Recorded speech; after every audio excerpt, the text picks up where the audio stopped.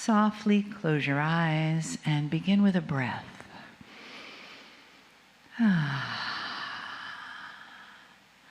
And let the energy that has come through today just quiet inside of you. Just let it come to a place of peace so that you open yourself. Another breath, please. Yeah.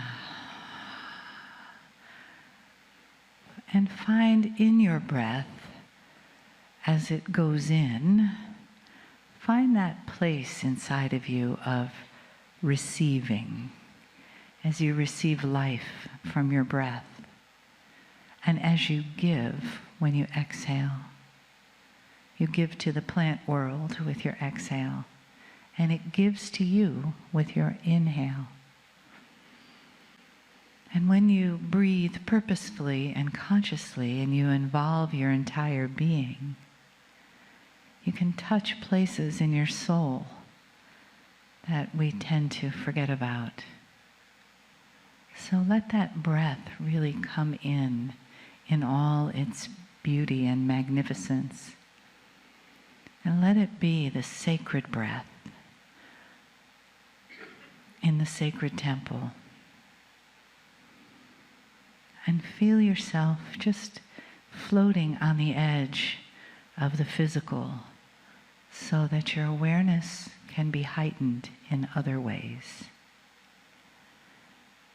And the entourage that's around us, that has been in this room since this amazing room came into being, the entourages have been collecting here.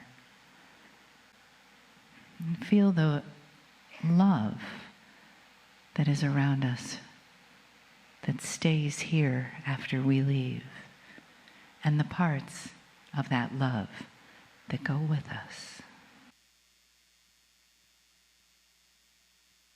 Greetings, dear ones. I'm Kryon of Magnetic Service.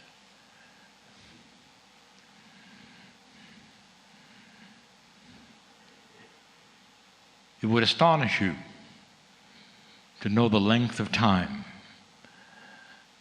that you've been here on the planet in some form or another. And these are the things that hide. They hide so completely behind a veil of appropriateness. It doesn't really serve you to constantly be interrupted by those energies of the past. And so there's always the feeling that perhaps this is it. This is the only life you get. And then on purpose, there's no real proof of those who would come back and touch you on the shoulder and say, well, I'm still here. And so, dear ones, all that I speak about, all that I am as Kryon and represent, is something you trust in faith. But the human condition is changing. And what is changing is the toolkit of wisdom. Wisdom, of all of the things in your toolkit, is one of the only things that's tied to everything else. It's tied to intuition, it's tied to Akash, and it's tied to something new. And this newness is something you will name eventually. But some have other names for the feeling that you've been there spiritually. A feeling of knowing when things are correct. A knowingness inside you that will nod in agreement involuntarily when you hear the wisdom of the ages that's correct. This is something new that some of you are going to experience, and that would be this. You'll have an evolution of the intuitiveness of truth. And things that will ring with the purity of truth will do so in a way that you can measure. Something will happen. Perhaps it will be emotion. Perhaps it'll be a feeling, maybe chills, something else. Perhaps it's just something that will ring in that which is your countenance, that this is correct and for you. Now, this is new in that in an older energy, it wasn't there. Now, women will say, well, I have intuition of that very thing in an older energy. And I will say, not to the degree you do today. And not to the degree that all humans will feel it. For whereas it might have belonged to women, because they have better intuition in general, because of a connection in their brains that's different biologically, it now is available for humanity. So you might say the very physics of the reality you sit in is starting to change. You might even say that things are becoming wiser. Wisdom is an interesting, very interesting study. And if you want to take a look at the wisdom of humanity, it's had a very interesting background, because it really isn't wisdom at all. At the level of the evolution of your consciousness, it is a self-enclosed wisdom. It's the kind of a wisdom that would congratulate itself for being so wise. We'll call this bridled wisdom. We sit in the temple of wisdom. And by the very name temple, it would be the wisdom of God, the wisdom of the creating source. That source which is above all sources, which involves compassion and love. One of the interesting things about true wisdom is that it's quiet. It's knowing. And it involves more than just thinking. The famous statue of the thinker might bring you to the conclusion that that thinker is also wise. It's not necessarily true. He's thinking about it. And so it's almost always connected to the brain. Wisdom is almost always connected to the brain. How intellectual is this person who is wise? I've told you something before, I'll tell it again. In this examination of wisdom, wisdom without love is nothing. It's just words. Wisdom without the foundation of compassion is nothing. It's just words. Wisdom is the result of love and compassion, working together in a way that examines that which is beautiful, core spiritual truth. And out of that comes the wisdom that you wish you had. The brain cannot give you wisdom. It can give you high thinking. It can give you the illusion of wisdom. But it can only give you what I will call bridled wisdom. Wisdom that is contained in a fence of self-belief. Famous story. Those who wish to open a door. And so they slam their heads against the door over and over and over. The door, by the way, never opens, but they congratulate themselves for slamming their heads. And after a while, they stop slamming their heads and proclaim the door has opened, even though it never did. Some even give their lives to slam their head against the door in an attempt to be part of that congratulations that the door opened when it didn't. After a period of time, they realized the door must be opened again, even though it never opened the first time. And they come back and slam their heads against it yet again. And every single time they do, they congratulate themselves when they're done. And they even talk about the wisdom that it took in order to accomplish the slamming of their heads. This is humanity at its best. This is an old energy you grew up in. You know exactly what I'm talking about. After a period of time, they slam their heads yet again. Sometimes the door has different names. Sometimes the doors are different and they never open. And each time there is a cycle of self-congratulations, there's an acknowledgement of wisdom that never occurred, because it is in a circle and it's never really seen past the human brain.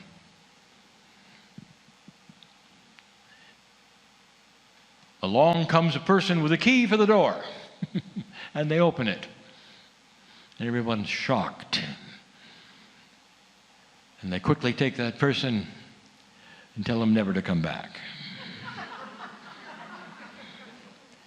Because now they're dealing with the devil, with the occult, with solutions that were outside of the reality of anything a human could do. Therefore, they slammed the door and continued to beat their heads against it. The wisdom of the ages comes from a dysfunctional brain set that believes it's wise when it isn't. Congratulates itself for things that don't deserve to be congratulated. We've told you the story, a fool does not know they're a fool. And it's the same reason. For they can be ultra foolish and never see it. And they will walk away from being very foolish when others see it immediately and be in self-congratulatory ways of how they acted, being the fool that they were. The human race does not know it's dysfunctional yet.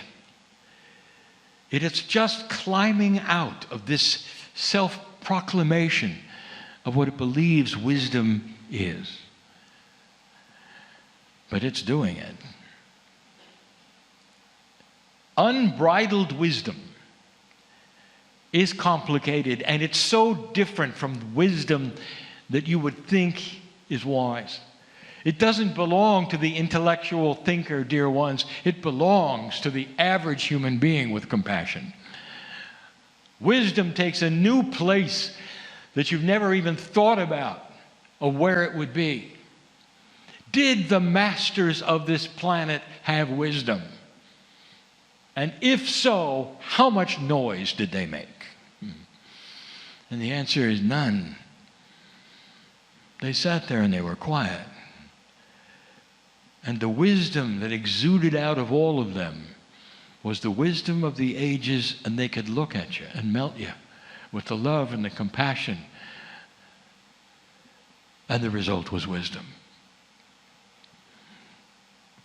Unbridled wisdom does not come from the brain.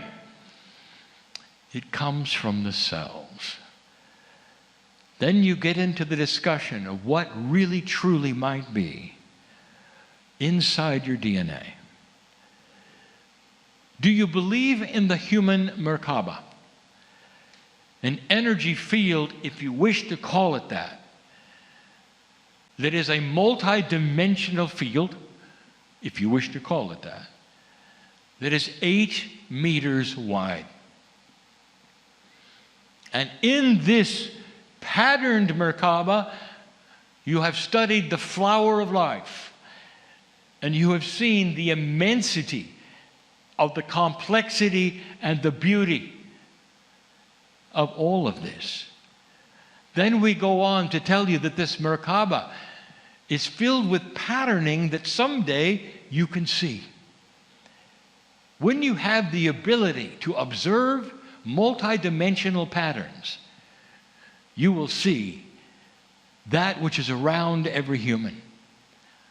And the patterning itself will be diagnostic as to how a human is doing, feeling, how healthy they are, how balanced they are. All of these things, that is coming.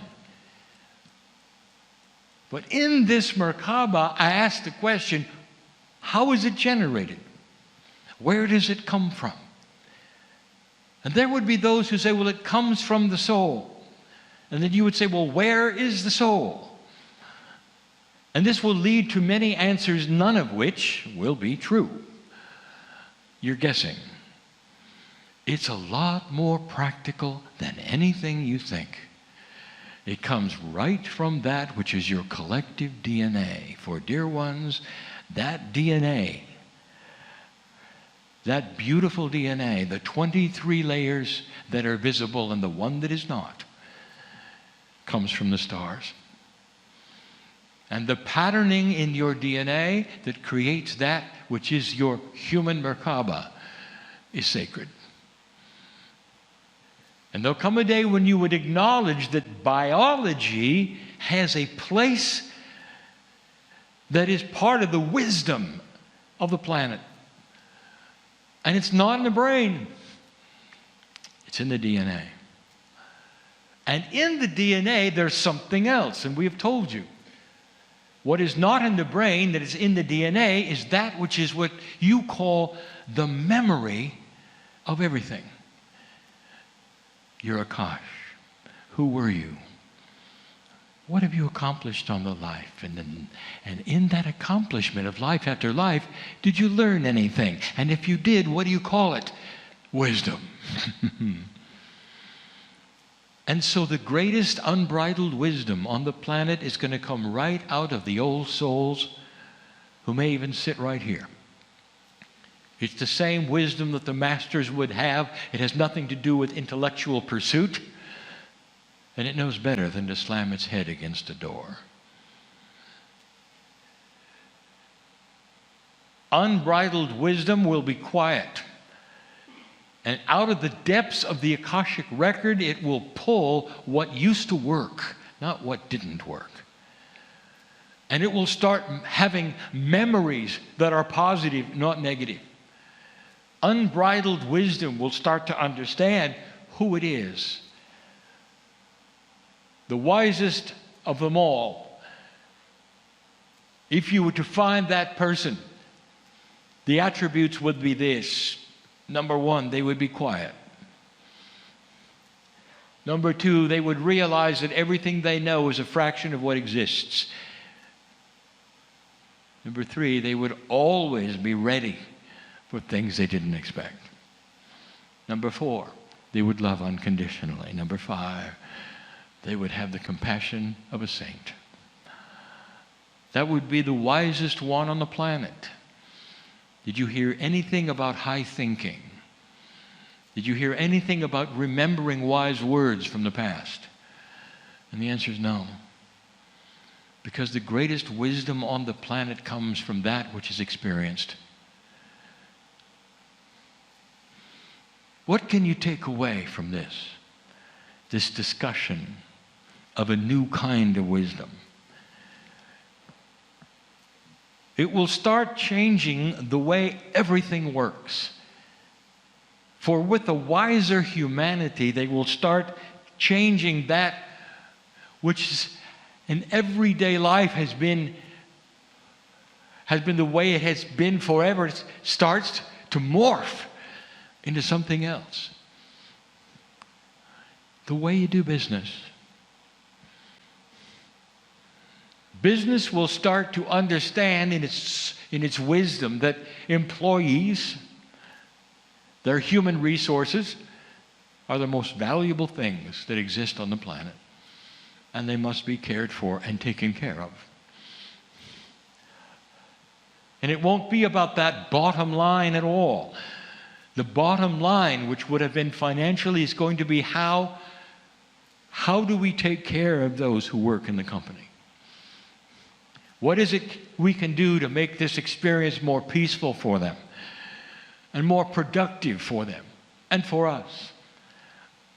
Until corporations often become large families and you'll never want to leave them because they take care of you.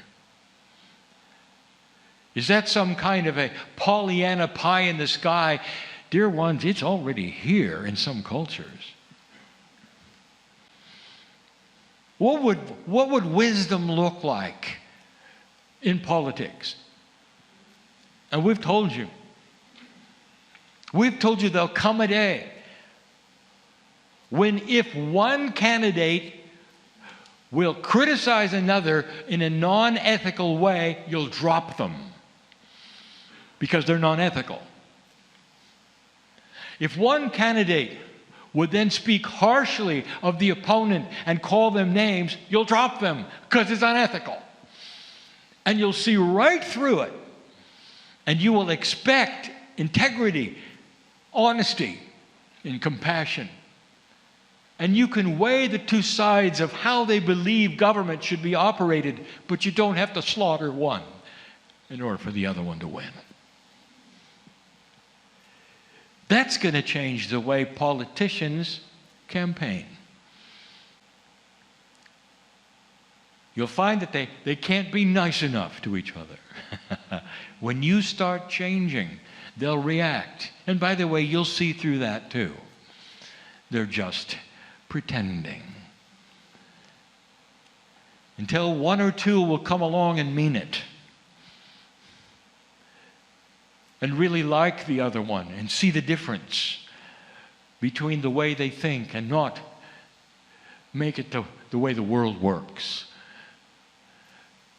It's going to change who is elected.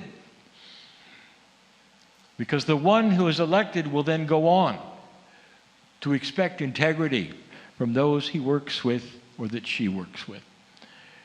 It's going to change everything because it comes from that which is not the heart, but the DNA.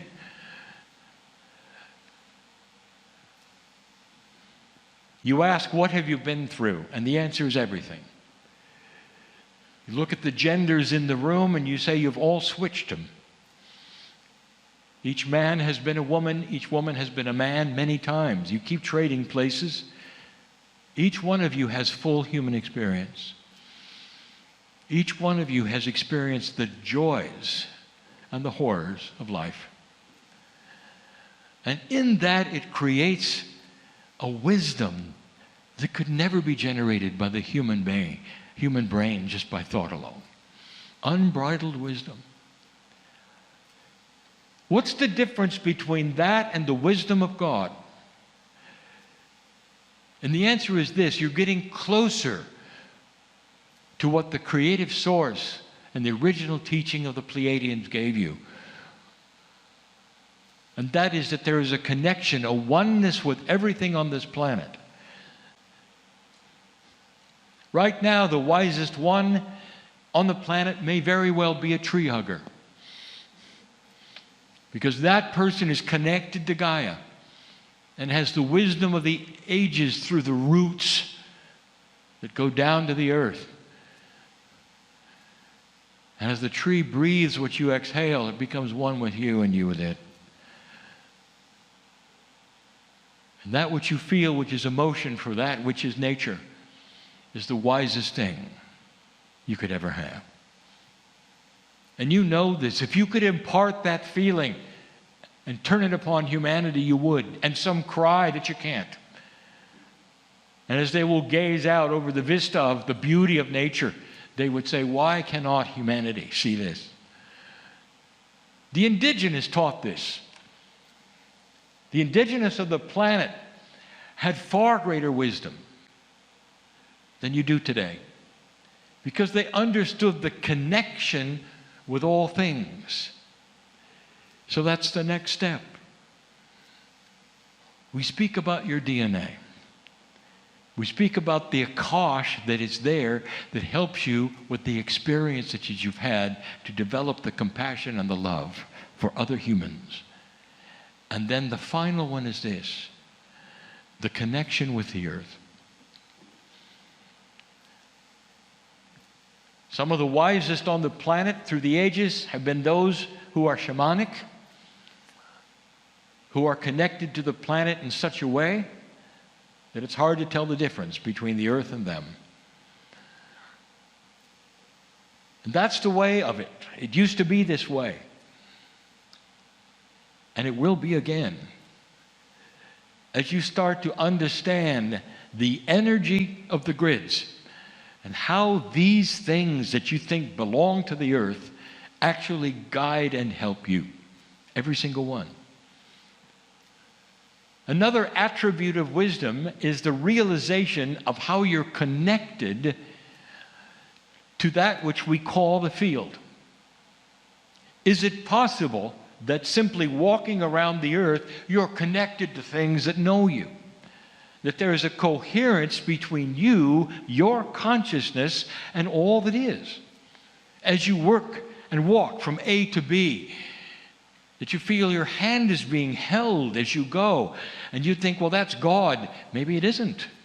Maybe it's God in you, connected to all that is on the planet, working together for you. And you'd stop for a moment, and you'd say, how wise am I to know these things? And then you'd be quiet about it. Dear Krein, if we're going to be so wise, why can't we talk about it? Why do we have to be silent? And here's the reason. Because in your silence, you transmit unbridled wisdom. The masters of the planet look you in the eye. And all that is yours. Because of their love and their compassion. And they say very little. Nature knows it, the animals know it, and they say very little.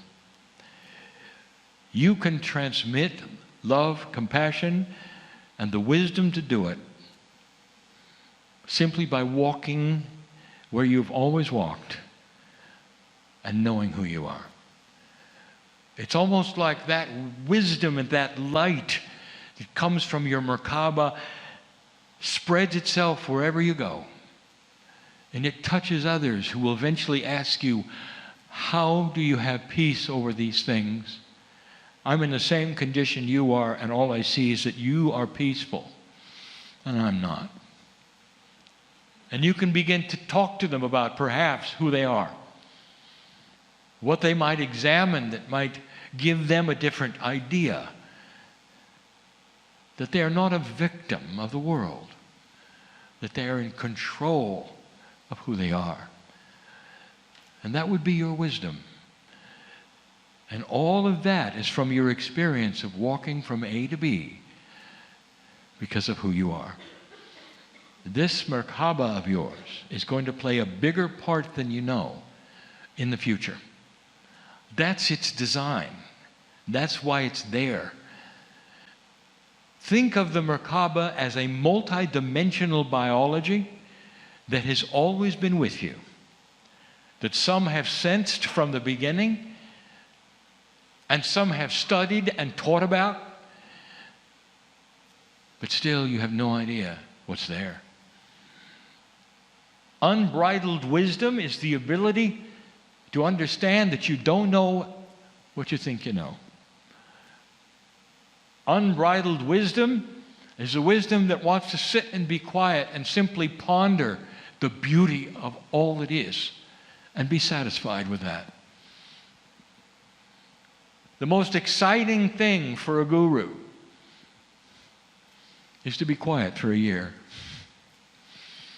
If you've ever studied that, if you've ever wanted to know what that's about, that's internal wisdom, unbridled. Not self-congratulatory, but one that sits in quietness and absorbs everything else that's quiet. That's unbridled wisdom. That's when a fool knows they're a fool. And when someone opens the door with the key, humanity looks at them and says, I'd like a key also. And they smile and say, well, it just happens to be in your pocket, just like mine was. That is unbridled wisdom. The tools are inside, all of them. And collectively, The coherence that you can generate when you all realize it in one group is enormous. And what you can do collectively for this planet, even in your quietness and your silence, is enormous. And it redefines wisdom, what it is, where it's going, and it shows you what it is not. When it came to naming this structure, there were several names considered, but wisdom won. The idea would not be necessarily a church or an auditorium, but a temple was also on purpose, because it rings of sacredness and speaks of an attribute of the Creator. Neither of those things are attributes of humanity. Being built in a circle on purpose, just like the Lemurian teaching wheel. Having the gems in the middle on purpose, because that is the great central sun. That is where it's all remembered and comes together. That's where energy is. Nothing is by accident in the room. All of these things, dear ones, are starting to be revealed in this age, in this time, which makes this particular structure extremely current. Not old, not filled with old ideas or old things, but built way in advance for something called the shift. There is so much going on here right now. How wise are you? Can you even begin to get in touch with this you call the cellular structure? And for those of you who are having difficulty, it's something that you're not taught in school and you're not taught anywhere. You're not taught even in spiritual systems. Instead, you're taught to get a hold of a prophet. And now it's time for you to get a hold of the main prophet, you. In the same fashion, it starts with love, appreciation, honor. And that which is belief. Can you believe that it's there? And it's inside. And it's wise. And it's always been part of that which is the confluence of energy called your Merkaba. Some of these things are hard to understand for those who would listen now and later. And what I want to tell you is, like any advanced teaching, there'll come a day when there's an aha. Like in the last channel, when you learn to read. And then finally you understood you were reading. Right now, you're learning to be wise. And there'll come a time when you'll say, I am that I am, because now I know. That's where humanity is headed, in whatever speed it wishes to go there. That's the free choice of what it's like to have 2 steps forward and 1 back, of the battle of light and dark and duality that is in front of you, and where it's going from here. But I'll tell you, month after month, you're winning. You can see it. Don't be frightened if things seem different, dear ones. They are. Don't be frightened of change, because there will be. Instead, claim that wisdom which says, I expect the unexpected. I expect benevolent outcome,